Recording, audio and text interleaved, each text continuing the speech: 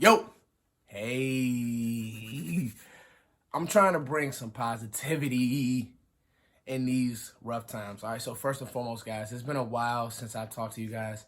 I've been on with Vach a couple times. I've been in communication with Joe, and we've been speaking about draft things and this, that, and the third. But it's been a while since I've actually been on the screen talking to you all, everybody who's grown with me. It means so much. You know, life is happening. First and foremost, life event for me, you know, my child was born. And just a feeling like I'm at a loss for words now.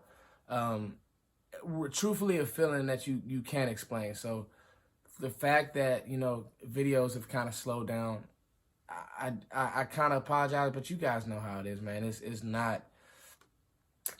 not something that I won't get this time back, even at that very young age. So, you know, I'm trying to find that rhythm more or less.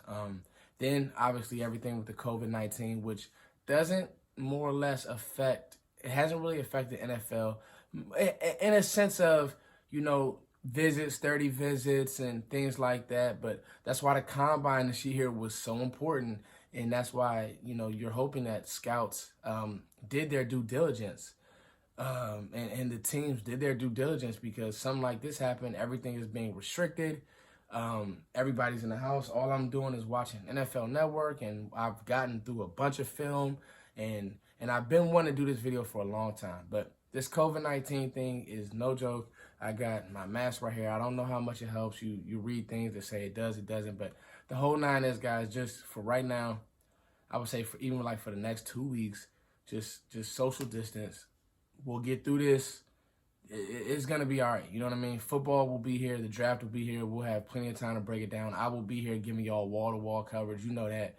Even if I got to do it with my son in my hand, he's in the other room right now asleep. So I said, let me sneak and do this video. But this is a video that I've had on the horizon for a good time now. But it's one of those videos to where I really wanted to organize my thoughts. I didn't just want to, you know, get on a draft simulator and do a mock draft. Nah, I really wanted to think about how this team attacked free agency. So let's talk about free agency. Let's kind of conclude free agency. I know people have done videos, people have put stuff out there, but let's really kind of conclude free agency. And then I want to kind of paint a picture of how I would build this team, because we're still in win now mode. Make no mistake about that. You still have a Zeke in his prime. You're gonna get Dak done. You spent the money on Amari Cooper, which you had to do. You're still in win now mode. So what is the philosophy draft wise? Meaning, we need players to, you know, and I'm gonna get to a segment about a Tristan Hill, right? But you need players who you plug in and they help immediately. And don't look at what happened in free agency and think that they can't draft that position or they won't draft that position. Dallas is notoriously known for, and Stephen Jones is known for doing what? In free agency, covering himself. But, you know, a Ha Clinton Dix doesn't mean that I won't draft a Grant Delpit. Foots will draft Grant Delpit, and you guys are going to see, and we'll get to some of that. So let's talk about this free agency tracker. Sign, you know, Dontari Poe, Ha Clinton Dix, Gerald McCoy, Blake Bell, Kai Forbath, Anthony Brown. And it's key that we did sign some of our own. Greg Zuerlein, which was sneaky. Kai Forbath and Greg Zuerlein. Think there's going to be a battle there. I like that move. Joe Thomas, Maurice Kennedy, and C.J. Goodwin. Okay, Goodwin. Okay, that's who's brought in. We lost some very key losses. Byron Jones, Robert Quinn, and Randall Cobb. I think Byron Jones and Robert Quinn are huge losses. It's a lot of production missed there. And I know Cowboys fans want interception. I get that. But that Robert Quinn loss and that Byron Jones loss are very sneaky. Hey, Malik Collins, Cam Fleming, Donovan Olumba, Jeff Heath. The Jeff Heath loss is sneaky. Very sneaky. Jason Witten, he needs to just retire. It's almost selfish in a sense that he's going to go and block somebody else's growth. But anyway, that's another video that I will never make. But Jason Witten, Jason, if you ever find this video, it's time to let it go, dude. Seriously. And Kerry Hyder. If I miss somebody, guys, charge it to my head, not my heart. Okay. let's talk about a few names, okay? The Dontari Poe and Gerald McCoy signing make me feel so good about this defense. For a number of reasons. First of all, Dontari Poe is a really good player. He's a niche player. He has that size and that athletic metric that he may not be able to do and act out what Ryan Marinelli wanted him to do. But this is a new defense. Tom Zula, his assignments may be different. They may not be just fly up the field. They may be to two gap. They may be, and if you guys don't know what two gap is, that's basically you are holding up two blockers, or you have two gap assignments. You almost have like a two-way go, but your job is to basically be a stuffer. You know what I mean? And that's what this defense has missed. This also allows Tristan Hill to do exactly what we drafted him to do last year, which is just be quick off the ball and be an athlete. And and speaking of Vach is right. And I won't be prisoner of the moment, but I'll say that I was, in a sense, irritated with Tristan Hill because you didn't see the production right away early on. You heard things about more or less that he wasn't really focused, and that was some of the things that you heard about him at UCF. But the talent is there. The first step quickness is there. He needs to get stronger. And it's important to remember, Tom Zula, Mike Nolan, they did not draft this player. So is there a plan still in place for his development? I always say development does not stop at the league level. You have to literally write out a plan and put together a plan to develop these players at the league level. It's still the same thing as far as getting them better and putting them in positions to be successful. So I think, with the Gerald McCoy, with the Dontari Poe, your defense, the middle of your defense got better. It got more stout. Now you have a Tristan Hill. We don't know what's going to happen with Tyrone Crawford. But I think the end position can kind of be addressed in the draft.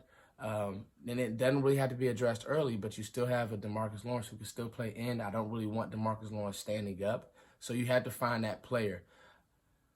Randy Gregory is...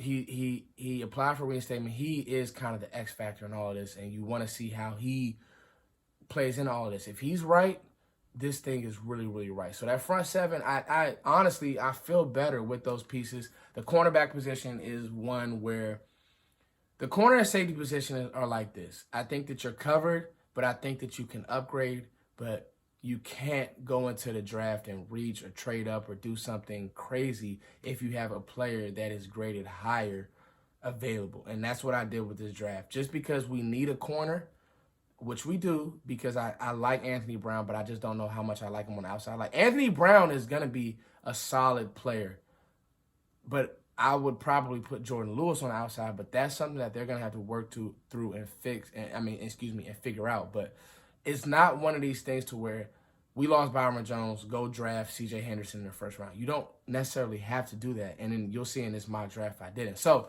I'm 8 minutes in. I kind of wanted to just touch in on free agency. Like I said, HaHa Clinton-Dix is not going to stop me from drafting a safety at all. Blake Bell is not going to stop me from drafting a tight end. And losing Byron Jones doesn't mean that I'm going to reach and draft a corner. You still have to stand back, and you still have to have your board set, your top 50, your top 100, your top whatever, set and stick with the plan. Things have a way of working themselves out, and if you have the player graded a certain way, you have to draft that way. So I'm 9 minutes in now, and I have not got to my mocker. Let's talk about this, okay? Here goes the mock on the screen, and I'm not going to go, like player by player. I'm just going to have the whole 5-round laid out for you guys. Here it is. Grant Delpit, pick 17. Brandon Aiyuk, pick 51. Bradlee and Anee, pick 82. Harrison BRYANT, okay, pick 123.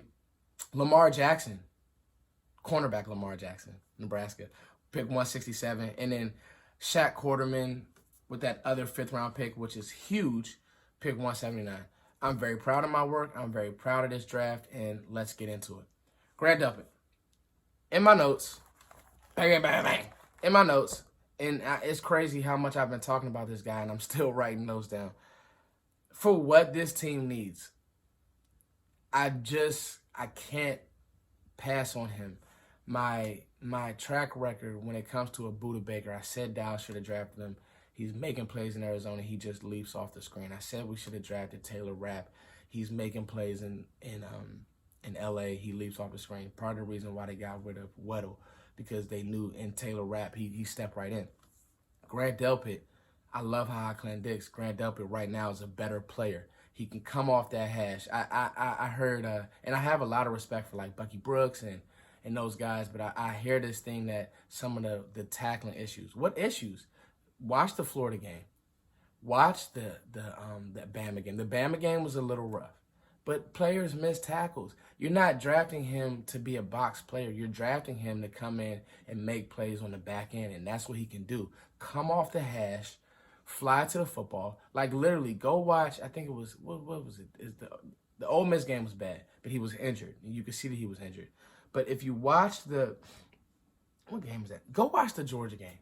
He's literally all over the field. He's swatting balls down. He's coming off the hash. He's carrying tight ends up the field. The instincts are there. You can't manufacture instincts. You know, I like Xavier McKinney. I put a lot of you guys on him as Xavier McKinney. Xavier McKinney is a guy who will line guys up. He will come up. He will make tackles. But I'm not going to overthink this process. You're starting to hear things like Jeremy Chin is better. You're starting to hear things like Duggar is better than Grant Delpit. No, they're not. They're not better. And it would be a mistake for Dallas to pass on a player. You know, I could see some other things, but, you know, Kinlaw I think will be gone. If you like Chason, I will go there. But when you talk about the instincts instincts, a guy who you can plug in, if anything else, he can play single high and he can roam. He all the awards, you know, best DB in the nation. I don't see why not. Grant Delpit pick 17. Brandon Aiyuk, Arizona State receiver. I look at him as a playmaker, and this is what I mean by you're getting guys in to be great players and then transition to be stars. You probably have Amari Cooper high level for 3 more years. Brandon Aiyuk can come in, play the slot, and then develop into really what Randall Cobb was able to develop into. The run after the catch is special. The route running is special. And because so many wide receivers, Denzel Mims, all these other receivers, these true ones, are flying up draft boards, the T. Higgins of the world, all these guys they're gonna be probably picked before Aiyuk. You have a guy who will be staring at you in the second round. He can come in and play the slot. He's instantly an upgrade over what you have. I like Wilson, but he's an upgrade over Wilson. The twitch. If you go watch the USC game, the way he's able to catch the ball, make something happen, the way he's able to find zones, it just would help Dak so much. And I'm at it like this. My philosophy right now is we're gonna have an opportunistic defense with a great offense. Let's make this offense phenomenal. And I think that with a player like this, he's plug and play. He helps you immediately. He can play some on the outside. You have 3 great receivers right now. Let's go make a run at this thing. Brandon Aiyuk helps you right away. You know, I like some of the corners here, but I just have Aiyuk as a higher player than, TCU corner, Gladney, Darnay Holmes. He's a better player, and I'm going to pick him over those guys. He instantly comes in and hits a niche. All right, let's go to pick 82. This is the steal of the draft for me. Bradlee and I, when he went to the Senior Bowl, you kind of didn't really know. After the Senior Bowl, you knew. The Utah tape was good, but the Senior Bowl tape was great. The practice and the game. He is that 3-4 tweener backer that this team has to draft if they're going to be in some of those 3-4 sets. I know, Mike Nolan came out and said, all it is a defense and it is hand the dirt or not. But, dude, Mike, we know you're going to play 3-4. And that's fine. I think that you can play some of that with like a hybrid feel now because of what you did in free agency and some of the pieces that you brought in. But you bring in a Bradlee and I who has played in space. He's not uncomfortable playing in space. He finds the ball. He runs to the ball. He's a relentless player. I like this pick a lot. Harrison BRYANT, this was strictly a value pick. I know you have Blake Bell. I know you have Blake Jarwin. You draft Harrison BRYANT and you say, go beat those guys. And if he does it, he beats out Dalton Schultz. He beats those guys. He's a better player. His combine wasn't great, but I'm going to take a flyer if he's sitting there in the 4th round, and I'm going to draft Harrison BRYANT FAU tight end. He is special. The tape is good. You guys know me. I'm tape guy. I'm going to draft Harrison BRYANT if he's sitting there. Lamar Jackson, Nebraska corner. I think he's a guy who can come in and compete. Reminds me a lot of Michael Jackson from last year, who I don't think Dallas should have cut, but for whatever reason they did. Long player, instinctual player, depth pick. You guys see I didn't reach on corner because from everything that I'm hearing, C.J. Henderson and Joe he can vouch for this. C.J. Henderson is flying up draft boards. There's a chance that he'll be gone before Dallas even picks. So don't just slot C.J. Henderson there at 17. If not, don't reach on a corner just because you need a corner. And then this is one of my favorite picks, pick 179, that extra 5th rounder, Shaq Quarterman. I like this player because when he comes down here, crunch, okay? I like this linebacker from Miami. You guys go watch his film. I watched the Florida tape. He was flying downfield, and when he comes to the ball, you hear it. C-gap to C-gap. Let him patrol. Let him come be a force player. Let him come take on fullbacks. The fullback is actually coming back in the style. Let him come in, compete. Here's the deal. Leighton Vander Esch, we don't know how healthy he is. Sean Lee is always hurt, and for my money, what if Quarterman comes in and beats out Sean Lee and you cut Sean Lee? It could happen, okay? Let this guy come in, have a chance to, if nothing, provide some depth for this team. I like the player. I think that he's a physical player from a I wouldn't say, well, Miami was a big-time program, back in the day, Michael Irvin, Ray Lewis, the whole nine. They still are a good program, haven't really been quite on their feet, but I like Quarterman a lot. You guys go watch his film. He's a physical player. So, in wrapping up, Grant Delpit, Brandon Aiyuk, Bradlee, Anee, Harrison BRYANT, Lamar Jackson, Shaq Quarterman. That's my 5-round mocker. I would be ecstatic if this happened. Got to talk to you guys for 17 minutes. I miss you guys so much. You guys comment, like, share, subscribe. Let me know what you guys think of these picks. It's your boy Foots the King as always. Peace.